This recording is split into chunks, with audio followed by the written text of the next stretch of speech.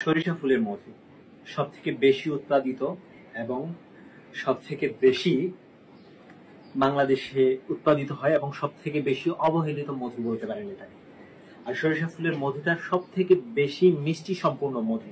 তাই যারা ডায়াবেটিস রোগী নাই তারা ব্যতীত ডায়াবেটিস রোগীদের সবথেকে কম মিষ্টি সম্পূর্ণ মধু সুন্দরবনের মধুটা বেস্ট হবে। তারপরেও ডাক্তারের সাথে পরামর্শ করে খাবেন। আর যাদের কোনো ধরনের কোনো সমস্যা নাই তারা রোগ প্রতিরোধ ক্ষমতা বাড়াতে, শরীরের ইমিউনিটি সিস্টেমকে গ্রো করতে খেতে পারেন সরিষা ফুলের মধু।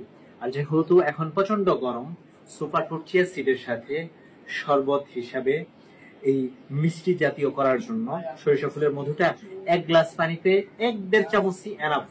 আপনি যতই বেশি মিষ্টি খান, কারণ এটা তো মিষ্টির জগতে সব থেকে বেশি মিষ্টি মধুর জগতে, আর এটা চিনির থেকে বেশি অর্থাৎ 16 গুণ বেশি মিষ্টি, এজন্য পরিমাণে কম লাগবে। এটা আমরা দিচ্ছি 500 টাকা কেজিতে।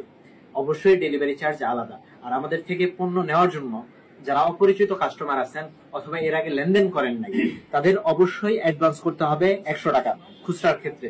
আর পাইকারি ক্ষেত্রে, বিশেষ করে ঘিটার ক্ষেত্রে 4.5 কেজি থেকে পাইকারি শুরু, সেক্ষেত্রে আপনাদেরকে 500 টাকা অ্যাডভান্স করতে হবে। তো যাদের লাগবে আমাদের কাছে ইনবক্স করেন বা আমাদেরকে জানান, ইনশাল্লাহ আমরা পৌঁছে দেব দেশের যে কোনো প্রান্তে। তো সকলকে অসংখ্য ধন্যবাদ। আসসালামু আলাইকুম।